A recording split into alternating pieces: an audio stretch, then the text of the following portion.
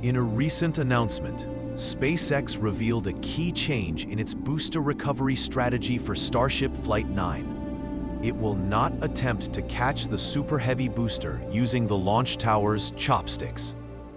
Instead, the company will pursue a soft landing in water, a move that has generated widespread debate within the aerospace community and among longtime spaceflight enthusiasts. This decision isn't about stepping back. It's about making a choice grounded in technical evaluations, risk assessments, and cost analysis. By avoiding the chopstick system, SpaceX reduces the risk of damaging both the booster and the ground infrastructure, potentially streamlining long-term operations. Visual data and simulations from prior test flights help illustrate this strategy.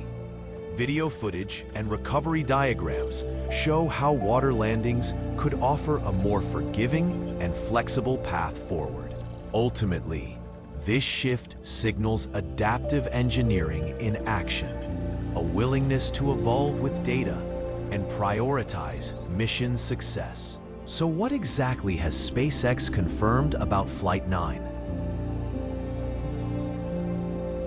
SpaceX confirms no booster catch in Flight 9.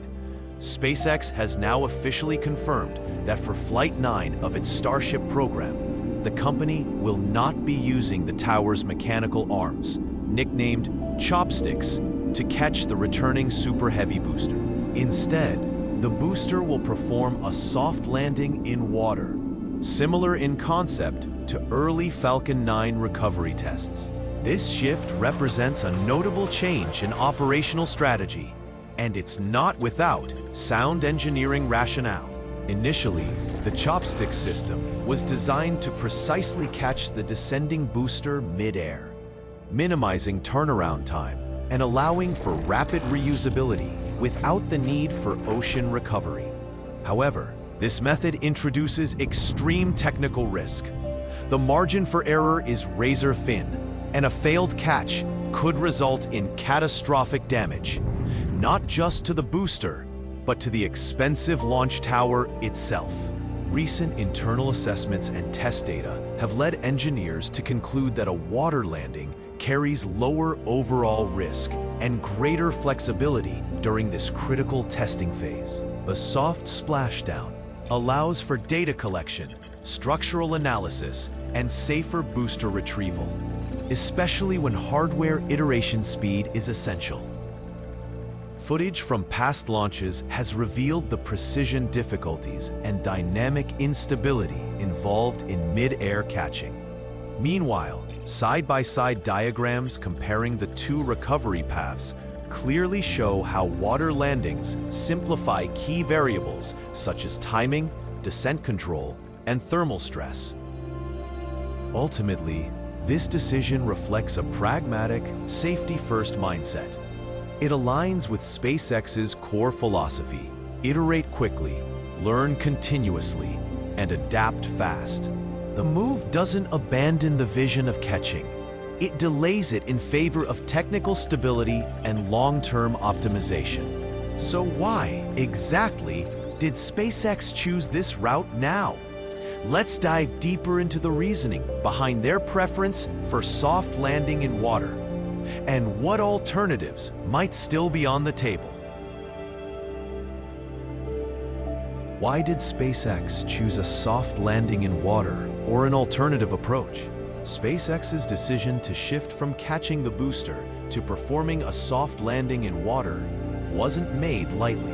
It stems from clear engineering priorities: reducing mission risk, maximizing data collection, and improving cost efficiency during the development phase. From a technical standpoint, water landings provide several compelling advantages. First, they greatly lower the risk of catastrophic failure. A controlled descent over the ocean allows more room for minor deviations in trajectory or timing, critical during experimental flights like Flight 9. Second, these landings enable SpaceX to gather detailed post-flight data. Sensors embedded in the booster structure can monitor forces during descent, impact, and buoyancy. This data is invaluable for refining design tolerances, improving reusability, and understanding wear patterns under real conditions. Third, the method supports faster iteration cycles. Recovery via water may appear less glamorous than a pinpoint tower catch, but it's far more forgiving, allowing teams to reuse hardware more consistently during testing, a key factor in reducing long-term costs. Technically, a water landing involves precise control of descent velocity, pitch angle, and thrust balancing. The booster must decelerate to approximately 2 to 5 meters per second before impact, remain upright upon contact, and maintain structural integrity against splashdown forces. Engineering diagrams illustrate the descent path, thrust vectoring, and flotation mechanisms, while test footage from earlier Starship launches shows how water behaves as a shock absorber when landings go as planned. In short, this isn't just a temporary fallback. It's a practical, technically sound maneuver designed to maximize learning while minimizing losses. And it aligns perfectly with SpaceX's broader goal to develop reliable, reusable, heavy lift systems, even if that means adjusting the roadmap along the way. But with the booster no longer being caught mid-air, how might this impact SpaceX's ambitious goals for reusability and cost reduction? How will not catching the booster affect SpaceX's reusability and cost reduction plan? While opting for a soft landing in water offers clear short-term safety and learning benefits, it also introduces new technical and financial challenges, especially when it comes to booster reuse and long-term cost reduction, two of SpaceX's most critical goals.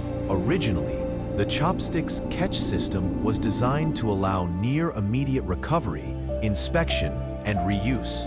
Without it, the booster must now be retrieved from the ocean, transported back to base, and undergo a far more extensive post-flight inspection. Saltwater exposure adds corrosion risk, requiring deep cleaning and often partial disassembly. This inevitably increases turnaround time, labor intensity, and overall costs. Recovery ships, crane operations, protective transport structures, all of these become part of the logistical chain. For example, following previous soft landings, SpaceX teams needed several days just to retrieve, drain, and stabilize boosters before inspections could even begin. Technically, the post-splashdown process is illustrated in detailed recovery flowcharts.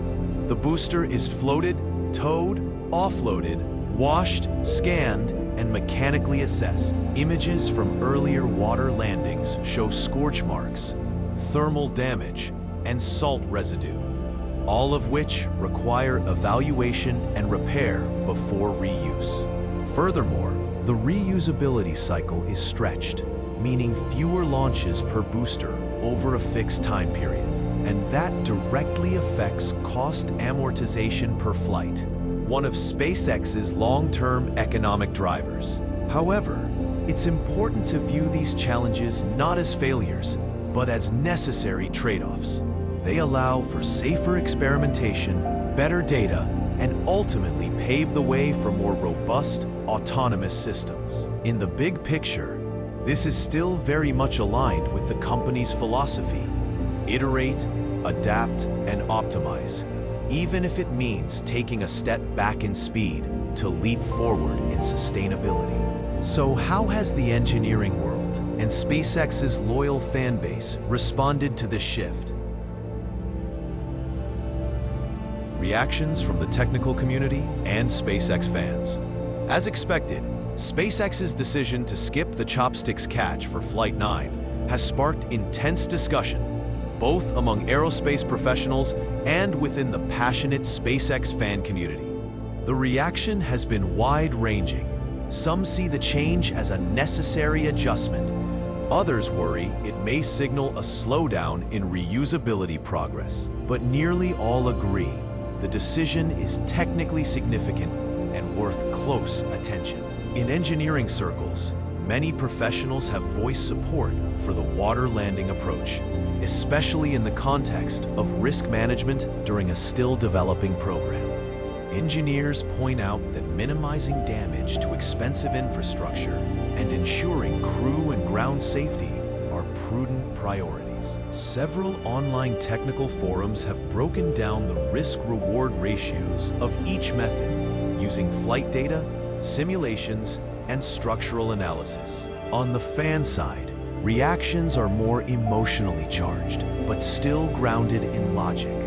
Longtime followers of SpaceX understand the company's pattern of trial and error, and many have cited the early days of Falcon 9, when ocean landings were the norm, as a reminder that progress isn't always linear. Infographics shared across communities show clear comparisons between water landings and tower catches, evaluating variables like failure modes, thermal load, and operational complexity. Polls and comment analysis from platforms like Reddit, X, formerly Twitter, and YouTube reveal a split. Around 60% of engaged followers support the decision, while 40% express concern about potential slowdowns in development cadence. Overall, the response is best summarized as cautious optimism.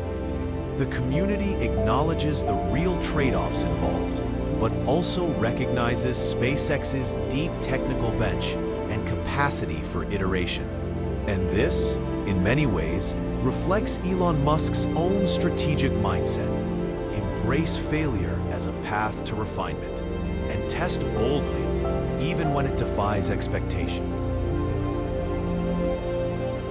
Elon Musk's strategic perspective: test fast, fail fast. At the heart of SpaceX's decision to forego catching the booster in Flight 9 lies a familiar principle from Elon Musk's playbook: test fast, fail fast. This strategy emphasizes rapid iteration over cautious perfectionism. Rather than over-engineering every detail before a single test, Musk advocates launching early, testing often, and learning from failure. In this context, the move to a soft water landing isn't a step back. It's a calculated choice to gather faster feedback while minimizing catastrophic loss. Technically, this approach allows SpaceX to compress development timelines, collect real-world data quickly, and validate key systems under stress, all without the delays caused by over-reliance on simulations or over-engineered safety margins. The strategy has paid off in the past. During the early Falcon 9 development phase, water landings were used repeatedly to fine-tune landing algorithms and booster design. Historical data shows a sharp improvement in recovery success rates within just a few flights. Visual data comparisons from early Falcon 9 flights to current Starship tests illustrate the gains. Diagrams and charts highlight reduced failure rates, improved burn precision, and higher structural resilience, all achieved through cycles of real-world testing and refinement. Even today, each Starship flight is not just a mission, it's a data generator. Every successful landing, every failed test, every near miss adds to an ever-growing body of knowledge that shapes future launches. Test fast, fail fast isn't about being reckless. It's about being decisive, data-driven, and disciplined in learning. It helps SpaceX move quicker than legacy aerospace firms bound by rigid certification cycles.